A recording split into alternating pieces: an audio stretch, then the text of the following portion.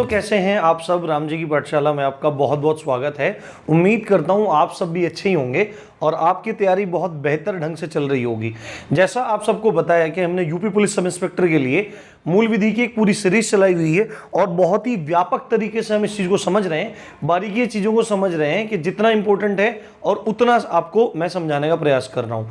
आपको पता है कानून की भाषा, जो विधि की भाषा है, वो बहुत ज़्यादा क्लिष्ट है, तो उसको बिल्कुल सरल तरीके से समझाने का काम आपको राम जी की पाठशाला चैनल के माध्यम से किया जा रहा है, जो आपकी यूपी पुलिस सब इंस्पेक्टर की परीक्षा में आपके लिए बहुत ही ज़्यादा सहयोगी होगा। साथ में जब आप सब इंस्पेक्टर बन जाएंगे तो आपको इन धाराओं का प्रयोग करना बहुत ही आसान लगेगा। आप खेल खेल में इन धाराओं का प्रयोग करेंगे और एक अधिकारी, एक सब इंस्पेक्टर जो धाराओं पे अच्छी कमांड रखता है, उसका डिपार्टमेंट में बहुत अच्छा रुतबा होता है, सम्मान होता है। तो इन्हीं सब बातों के साथ चलिए आज का टॉपिक शुरू करते हैं। तो अभी तक हमने 4 अध्यायों को पूरा कर लिया है, जिसमें लास्ट अध्याय था हमारा साधारण स्पष्टीकरण। आज का अध्याय बहुत महत्वपूर्ण है और आपकी परीक्षा में इससे प्रश्न पूछे गए थे और पूछे जाने की पूरी संभावनाएं हैं।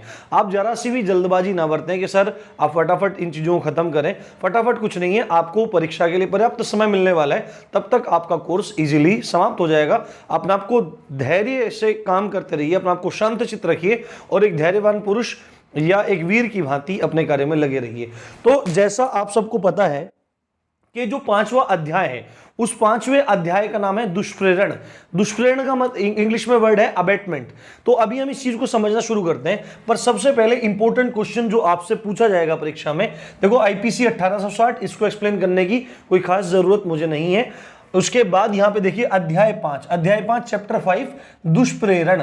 दुष्प्रेरण इंग्लिश में अबेटमेंट बोलते हैं। परीक्षा में पूछ सकता है कि अध्याय 5 किससे संबंधित है, तो आपको बोलना पड़ेगा दुष्प्रेरण से संबंधित है। और दुष्प्रेरण में कहां से कौन सी धारा तक जिक्र किया गया है, तो आपको बोलना पड़ेगा धारा 107 से 120 तक जिक्र किया गया है दुष्प्रेरण का। अब देखो दुष्प्रेरण से समझते हैं। दुष्प्रेरण जो है उसमें मुख्य शब्द है प्रेरण, उसमें मुख्य शब्द है प्रेरण। और प्रेरण शब्द का अर्थ है प्रेरणा देना, यानी किसी को प्रेरणा देना कि तुम भाई ये काम करो, तुम ये काम करो। प्रेरणा 2 तरह की होती है, एक तो अच्छी प्रेरणा होती है, एक बुरी प्रेरणा होती है। अच्छी प्रेरणा मतलब कि भाई तुमको ये काम करना चाहिए, ये जीवन में तुमको आगे बढ़ाएगा, ये काम करो, ये काम करो, इससे तुम्हारी उन्नति होगी, तुम दौड़ लगाओ, वजन कम होगा, फिट रहोगे, तुम पढ़ोगे तो अधिकारी बन जाओगे, ये अच्छी प्रेरणा है। दूसरी प्रेरणा, तू भाई इसको चमाट मार दे, तू भाई इसका गला तोड़ दे, ये तू भाई इसकी हड्डी तोड़ दे, तो ये भी एक प्रेरणा है, वो भी एक प्रेरण है, ये भी एक प्रेरण है। तो दोनों ही प्रेरण, एक अच्छा प्रेरण है, एक सद प्रेरण है, और दूसरा कैसा प्रेरण है, दुष्प्रेरण। दुष जो है वो उपसर्ग है, आपने देखा होगा संस्कृत का उपसर्ग है दुष, और दुष का मतलब होता है बुरा, और दुष जमा प्रेरण, यानी कि बुरी जब किसी को प्रेरणा दी जाती है तो उसको दुष्प्रेरण कहते हैं। और दुष्प्रेरण को आईपीसी में एक अपराध माना गया है, किसी को उकसाना एक अपराध माना गया है गलत काम के लिए। तो आई थिंक आपको दुष्प्रेरण की बात परिभाषा समझ में आ गई होगी कि दुष्प्रेरण एक्चुअली में कहते किसको है। तो धारा 107 क्या कहती है कि दुष्प्रेरण के तरीके कितने हैं। उसके बाद धारा 108 बोलती है दुष्प्रेरक कौन हो सकता है, कौन है दुष्प्रेरक, है ना, अबेटर कौन है, कौन उकसाने वाला कौन है, किसको माना जाएगा। और फाइनली धारा 109 से लेके धारा 120 तक इसके दंड बताए गए हैं कि किस दुष्प्रेरक के लिए क्या दंड होगा। तो सबसे पहले हम समझ लेते हैं कि दुष्प्रेरण के तरीके कितने तरीके माने जा सकते हैं दुष्प्रेरण के। देखो जैसे 107 दुष्प्रेरण के तरीके बोल रहा है। पहला तरीका है उकसाना। उकसाने का मतलब ये है, जैसे मानो आप राम है और श्याम है, राम श्याम को ये बोलता है कि भाई तुम बबलू को मार दो। राम श्याम को बोलता है बबलू को मार दो यार, तुम कुछ नहीं, वो तुम्हें हमेशा ये करता रहता है, तुम्हें उंगली करता रहता है, तुम्हें परेशान करता रहता है, हमेशा तुम्हें अच्छा नहीं देखना चाहता, तुम्हारी तरक्की नहीं देखना चाहता। तो ये है उकसाना। तो मतलब जब भी मिलता है तभी उंगली करता है उसको, राम श्याम को तभी उंगली करता है कि भाई यार तू बबलू को मार दे, तू बबलू को मार दे। तो सिंपल सी बात यह है, यहां पे राम श्याम को उकसा रहा है बबलू को मारने के लिए। तो ये पहला तरीका है दुष्प्रेरण का, ठीक है। दूसरा तरीका है, इससे संबंधित एक केस है, आपके एग्जाम में पूछा जा सकता है, काफी इंपॉर्टेंट है, आपसे पूछ सकता है कि दुष्प्रेरण का जो तरीका उकसाना है उससे संबंधित कौन सा केस है।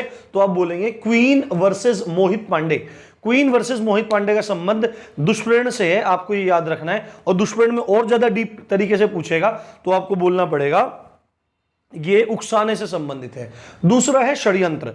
देखो षड्यंत्र का मतलब क्या होता है कि कुछ लोग मिल बैठ के किसी गलत कार्य की सलाह करते हैं कि मान लो 4 आदमी है, राम श्याम और मानो बबलू भी है। अब मान लेते हैं राम श्याम बबलू है, 3 लोग मिले हुए हैं बैठ के और तीनों लोग आपस में क्या कर रहे हैं, सलाह कर रहे हैं किसी गलत काम को करने की। तो आप ये देखिए उसमें इन्वॉल्वमेंट है, उसमें दुष्प्रेरण है, कहीं ना कहीं उसमें कहीं ना कहीं दुष्प्रेरण है, आपस में सलाह मिला रहे हैं, षड्यंत्र मिला रहे हैं। तो इसको भी आईपीसी ने दुष्प्रेरण में माना है, षड्यंत्र को। और तीसरी बात है सहायता की। सहायता की बात है, सपोज करो ए और बी की प्लानिंग है, ए और बी की प्लानिंग है कि सी को मारना है, ए और बी की प्लानिंग है कि सी को मारना है, तो बी दुष्प्रेरित कर रहा है। देखो मैं आपको यहां बताने की कोशिश करता हूं। यहां देखो जैसे ए है और ये बी को क्या कर रहा है, बी को उकसा रहा है कि तुम किसको मार दो, सी को मार दो। क्या किसको मार दो भाई, सी को मार दो। तो अब देखो इसने अब एक काम इसने पूछा, ए ने बोला बी को कि तुम सी को मार दो, खत्म कर दो। तो बी पूछा यार मार तो दूंगा पर मारूं कैसे। तो ए ने क्या काम कहा, ए ने कहा कि भाई एक काम कर ले, तू जहर दे के मार दे, इसको पॉइजन दे के मार दे। तो बी ने बोला कि भाई यार जहर दे के तो मार दूं पर जहर आएगा कहां से। तो ए ने कहा भाई चिंता मत कर, मेरा एक साथी है जिसका नाम है डी, उसका एक मेडिकल स्टोर है, उसके पास से मैं जहर लेके आ जाऊंगा। अब देखो ये दोनों तो डायरेक्टली इन्वॉल्व हैं, एक करने वाला है एक उकसाने वाला है, इनको तो सजा मिलेगी, इनको तो दुष्प्रेरक माना ही जा रहा है। बी तो काम करने वाला हो गया, ए इसको उकसाने वाला हो गया, तो ये दुष्प्रेरक है। पर जब ए जहर लेने जाता है डी के पास, जब ए जहर लेने जाता है डी के पास और डी को ये पता है कि ये जहर किसके लिए लेके जा रहे हैं, वो इससे ज्यादा इन्वॉल्वमेंट उसका कुछ नहीं है, पर वो जहर दे देता है और उसको पता है कि ए और बी की सलाह मिली हुई है और ये सी को जहर दे के मारना चाहते हैं, ये बात जानता है और उसके बाद भी जहर दे देता है ये। तो डी भी दुष्प्रेरण का दुष्प्रेरक के अंदर आ जाएगा, दुष्प्रेरक माना जाएगा। ठीक है, यहां किस चीज के माध्यम से माना जाएगा, क्योंकि इसने सहायता करी है। इसने क्या की है, इसने सहायता करी है। तो आपको समझ में आ गया होगा दुष्प्रेरण के 3 तरीके हैं, या तो किसी को उकसाता है या षड्यंत्र में भाग लेते हैं आपस में 2-4 आदमी बैठ के, तो भी दुष्प्रेरण में माना जाएगा। और तीसरा किसी की सहायता करता है जानते हुए कि वो कोई गलत काम कर रहा है, तो भी वो दुष्प्रेरण के अंदर माना जाएगा। आई थिंक आपको बात क्लियर होगी। उसके बाद इस पर अब देखो धारा 108 कहती है दुष्प्रेरक की परिभाषा, ये चीज आपको याद रखनी है बहुत ध्यान से। धारा 108 कहती है, सेक्शन 108 कहता है कि दुष्प्रेरक की परिभाषा, कौन हो सकता है दुष्प्रेरक, क्या क्या कंडीशन हो सकती है कि कोई व्यक्ति दुष्प्रेरक बने।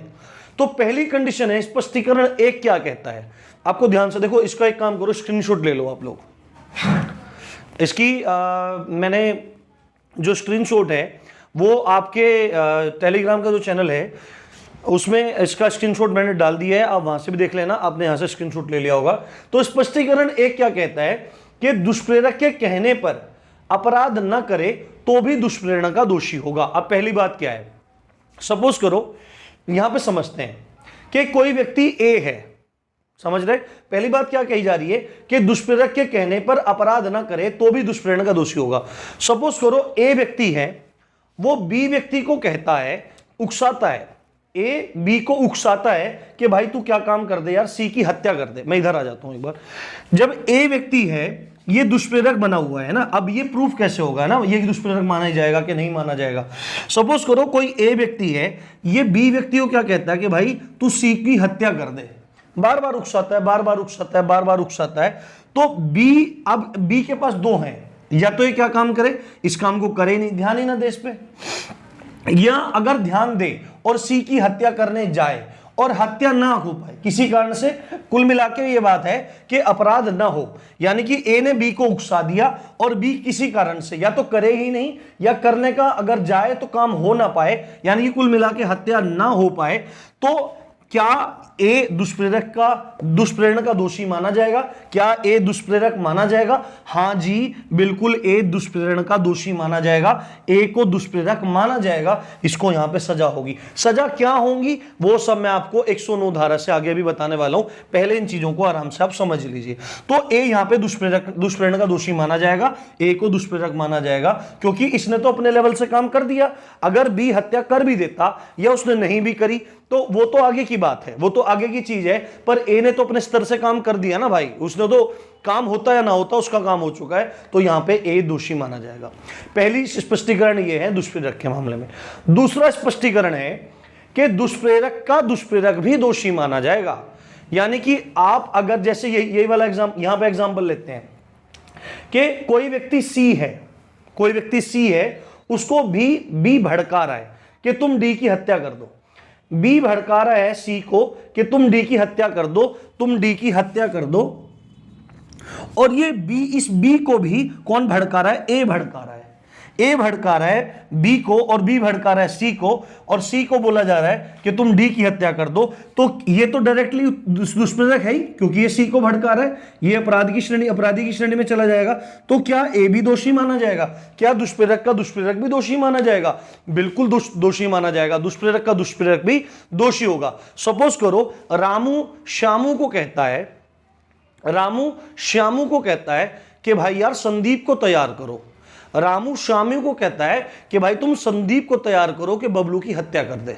रामू यहां पे देखो, रामू श्यामू को कहता है कि भाई संदीप को तैयार करो कि बबलू की हत्या कर दे। तो यानी कि क्या काम कर रहा है? ए भड़का रहा है बी को, रामू श्यामू को भड़का रहा है और कह रहा है कि श्यामू तुम संदीप को तैयार करो कि वो डी की हत्या कर दे, वो बबलू की हत्या कर दे। तो अब क्या हो गया? ए ने भड़काया बी को, यानी रामू ने भड़काया बी को, श्यामू को, और श्यामू ने भड़काया किसको? संदीप को, और संदीप को बोला कि बबलू की हत्या कर दे। तो यहां पे दुष्प्रेरक का दुष्प्रेरक कौन हुआ? दुष्प्रेरक तो हुआ कौन? श्यामू, और श्यामू को भी दुष्प्रेरित किसने किया? रामू ने किया। तो दुष्प्रेरक का दुष्प्रेरक भी दोषी माना जाएगा। ये बात आपको ध्यान रखनी है। पहली बात ये आ गई कि दुष्प्रेरक के कहने पर अपराध हो या ना हो, अगर नहीं होता है तो भी दुष्प्रेरण का दोषी माना जाएगा। दूसरी बात है दुष्प्रेरक का दुष्प्रेरक भी दोषी माना जाएगा। तीसरा स्पष्टीकरण ये है, सपोज करो कोई पुलिस वाला है ए और वो बी को पकड़ने के लिए जाता है, वो बी को पकड़ने के लिए जाता है जो सी के पास खड़ा है। ए पुलिस वाला है, बी को पकड़ने के लिए जाता है जो सी के पास खड़ा है, और पुलिस वाला पूछता है, जो ए पुलिस वाला है वो सी से पूछता है भैया बी कहां पे है, और बी कहां पे है, पूछता है कि बी कहां पे है, और बी कहां पे खड़ा है? बी को पकड़ने गया हुआ है, ये अपराधी है मान लिया, बी को पकड़ने गया, सी के बराबर में खड़ा है, और सी क्या कह देता है कि सर मुझे तो पता ही नहीं है वो कहां पे खड़ा है, जबकि वो उसके बराबर में खड़ा है। पुलिस वाले को झूठ बोल देता है, यानी झूठी बयानबाजी करता है, तो वो उसको मना कर देता है। तो क्या होगा? और फिर क्या होता है? बी भाग जाता है, जो अपराधी है भाग जाता है, और फिर बाद में पता लगता है कि बी अपराधी था, भाग गया। तो यहां पर सी दुष्प्रेरक होगा, यहां पे सी बी को भगाने के दुष्प्रेरण का दोषी होगा, तो यहां पे सी को भी दोषी माना जाएगा। ये तीसरा स्पष्टीकरण है। और चौथा और मोस्ट इंपोर्टेंट स्पष्टीकरण है, मैंने आपको अध्याय 4 जो साधारण अपवाद हैं, बचाव हैं, उसमें दो उसमें खंड पढ़ा है। पहला है क्षम्य अपराध, कि कब आपके अपराध नहीं माने जाएंगे, ठीक है, जिसमें दुर्घटना इत्यादि सब चीज थी। दूसरा मैंने आपको प्राइवेट प्रतिरक्षा पढ़ाया जो 96 से 106 था। तो जो क्षम्य अपराध थे, उन क्षम्य अपराधों में 4 मुख्य धाराएं थी। कौन सी? 82, धारा 82 के 7 वर्ष से नीचे के शिशु का कोई भी कार्य अपराध नहीं माना जाएगा। धारा 83 समझ की अपरिपक्वता, 7 से 12 साल तक का बालक है, यदि कोई कार्य करता है तो अपराधी माना जाएगा यदि उसका प्रकृति और परिणाम पता है। अगर कार्य का प्रकृति और परिणाम नहीं पता है तो अपराधी नहीं माना जाएगा। समझ की अपरिपक्वता, धारा 84 क्या कह रही थी? विकृत चित्त व्यक्ति यानी पागल व्यक्ति, इसका कोई भी काम अपराध नहीं माना जाएगा। और 85 मत्तता, यानी कि किसी ने नशा दे दिया और उस नशे में होश नहीं है, उस नशे में उसने कोई भी कार्य कर दिया तो अपराध नहीं माना जाएगा। अब एक बात देखो, ये चारों व्यक्ति ऐसे हैं जिनके अपराध क्षम्य माने गए हैं, जिनके अपराध क्षम्य माने गए हैं। अगर इन चारों में से किसी को कोई दुष्प्रेरित करता है और ये इन चारों में से कोई काम कर देता है, सपोज करो कि कोई बालक है, छोटा सा बालक है, 7 साल का बालक है, 7 साल से थोड़ा छोटा बालक है, उसको कोई कहता है कि भैया बेटे मैं तेरे को चॉकलेट दूंगा, तो एक काम कर ले, पिस्टल लेके और गोली मार दे। तो अगर वो गोली मार देता है तो क्या बच्चा अपराधी रह जाएगा? बिल्कुल अपराधी नहीं होगा। पर वो दुष्प्रेरक जिसने बंदूक पकड़ाई, जिसने लालच दिया, वो पूरा का पूरा अपराधी माना जाएगा, उसको दंड मिलेगा। क्या दंड मिलेगा अभी समझेंगे। इसी तरह से अगर कोई किसी को नशा करा देता है, बुरी तरह से नशा करा देता है, और फिर नशे नशे में बोल देता है कि तो उसको मार दे, और वो मार देता है, तो वो जो नशे में है वो व्यक्ति अपराधी नहीं माना जाएगा। जबकि जिसने दुष्प्रेरित किया है, जिसने उकसाया, भड़काया है, ये सारे काम किए, वो दोषी माना जाएगा। यानी कुल मिला के बात ये है, इन चारों व्यक्तियों को यदि दुष्प्रेरित करता है, उकसाता, भड़काता है और ये अपराध कर देते हैं, तो ये अपराधी नहीं माने जाएंगे। जबकि जिसने दुष्प्रेरित किया है, जिसने भड़काया है, उकसाया है, वो अपराधी माना जाएगा। आई थिंक आपको बात समझ में आ गई होगी। इसके बाद अब हम देखते हैं क्या क्या अपराध, ये जो अपराध कर रहा है दुष्प्रेरक, उसको क्या क्या दंड मिल सकते हैं, देखते हैं। तो अब देख लेते हैं दंड के बारे में कि क्या दंड मिलता है एक दुष्प्रेरक को। तो इसमें आपको सारी की सारी धाराएं पढ़ने की जरूरत नहीं है। एक धारा 109 पढ़ेंगे, एक धारा 111 पढ़ेंगे, 14, 15, 16 इतनी धाराएं पढ़ लेंगे तो आपका काम चल जाएगा, आपको बहुत बेहतर ढंग से समझ में आ जाएंगी।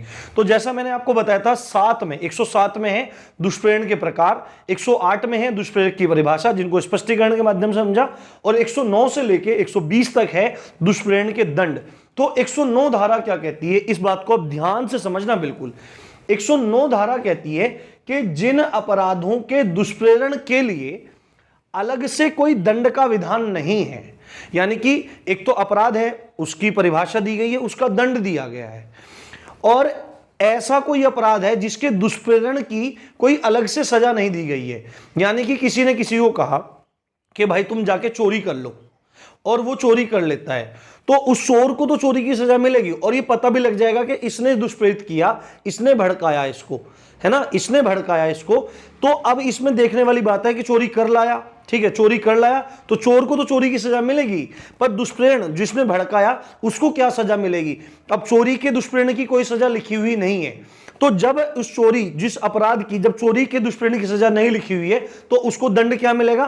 तो 109 धारा क्या कहती है कि जिन अपराधों के दुष्प्रेरण के लिए अलग से दंड का विधान नहीं है, तो वो ही दंड मिलेगा जो अपराधी को मिल रहा है। यानी कि चोरी करने वाले को, अब सपोज करो रामू ने श्यामू को चोरी के लिए उकसाया कि भाई तुम चोरी कर लो, शामू चोरी कर लेता है और पकड़ा जाता है, तो उसको चोरी के लिए 7 साल की सजा होगी। पर चोरी के लिए दुष्प्रेरित किसने किया, रामू ने, तो रामू को क्या सजा मिलेगी दुष्प्रेरण की। तो चोरी के लिए दुष्प्रेरण की कोई सजा लिखी नहीं है, तो रामू को भी वही सजा मिलेगी जो शामू को मिली, अर्थात चोरी की सजा 7 साल है, तो रामू को भी चोरी की सजा मिलेगी। ये बात आपको क्लियर होगी।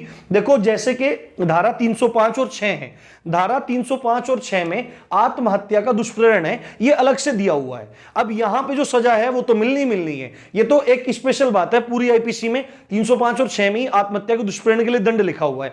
पर बाकी जो अपराध है उनके दुष्प्रेरण के लिए जहां पर दंड का विधान नहीं है, तो वो ही दंड मिलेगा जो अपराधी को मिलेगा। ये बात आपको ध्यान रखनी है। देखो चोरी की धारा 380 है, 7 साल की सजा मिलती है। अब धारा 111 की तरफ चलते हैं। धारा 111 की तरफ चलते हैं कि दुष्प्रेरक ने कहा तो कुछ और वो जाके कर आया कुछ, यानी कि करने कुछ गया था और हो कुछ गया। तो अब क्या मामला होगा, यानी कि देखो यहां पे ए ने बी को कहा, ए ने बी को भड़काया कि भाई तू सी का हाथ तोड़ दे, ठीक है भाई तू उसके हाथ तोड़ दे जाके। ए ने बी को भड़काया कि भाई तू सी के हाथ तोड़ दे, पर ये बी उसके घर जाता है हाथ तोड़ने की मंशा से, पर कर जाता है हत्या।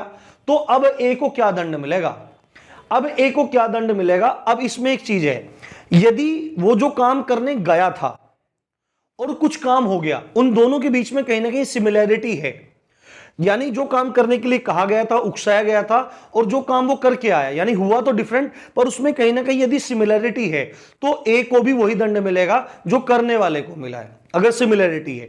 और अगर बिल्कुल डिफरेंट हो जाता है, जैसे यहां पे देखो ए ने बी को कहा कि 436 करिया, 436 धारा घर में आग लगाने की है। ए ने बी को कहा कि सी के घर में आग लगाया भाई तू जाके, ठीक है, कहा तो आग लगाने के लिए, और बी ने क्या काम किया, बी ने आग वाग तो लगाई नहीं, जाके 302 करिया है, यानी कि सी को मार आया।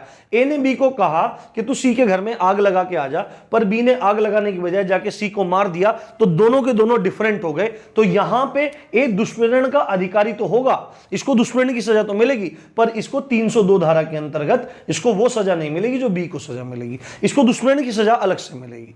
आपको बात समझ में आ गई होगी। करने कुछ गया, हो कुछ गया, अगर काम में सिमिलरिटी है तो बराबर का अपराधी होगा, अगर काम अलग अलग है, लगाने आग गया, कर आया हत्या, तो हत्या के दुष्प्रेरण के लिए दोषी नहीं होगा, क्या होगा, वो जो जिस चीज का दुष्प्रेरण किया है उसका दोषी होगा।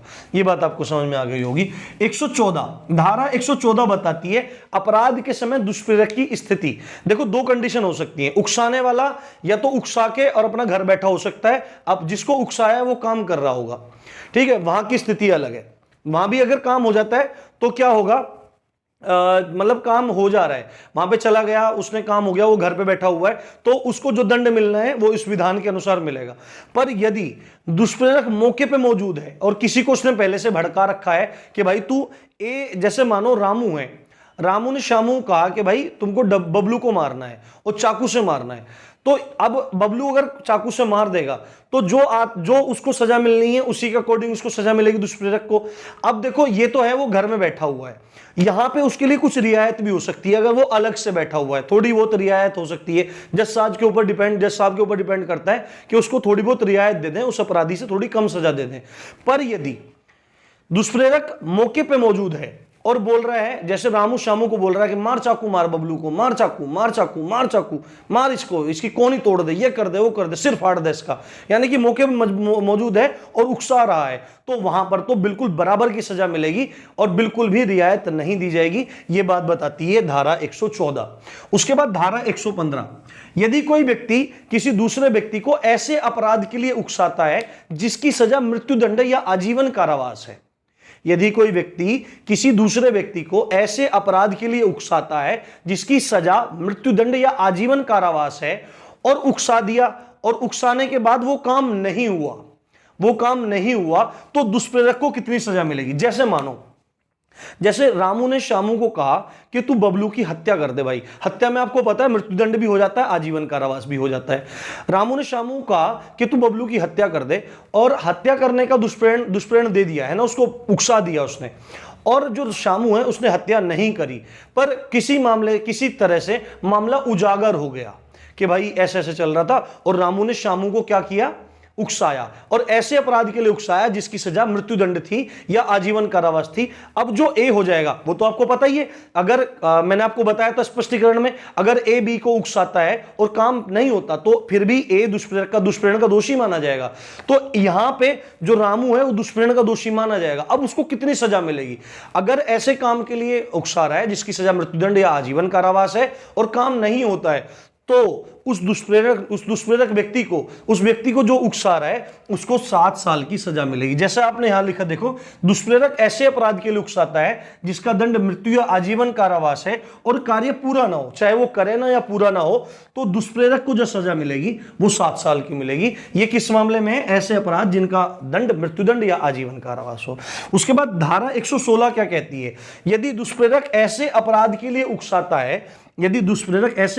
उकसाता है जिसका दंड कारावास है, मतलब नॉर्मल जेल है, और कार्य पूरा ना हो, तो दुष्प्रेरक को सजा कितनी सजा दुष्प्रेरक को मिलेगी।